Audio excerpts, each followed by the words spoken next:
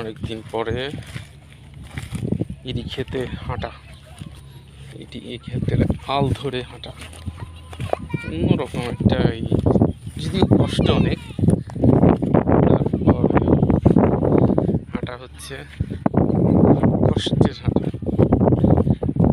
পুরো ক্ষেত জুড়ে যত ধান ছিল সব কাটা হয়ে গেছে, যা আছে কিছু মানুষ কি করছে,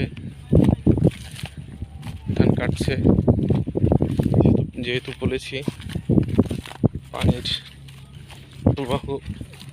প্রবাহ বেড়ে গেছে নদীতে, যে কোনো সময় পানি চলে আসতে পারে। শেষ বিকেলের সূর্য,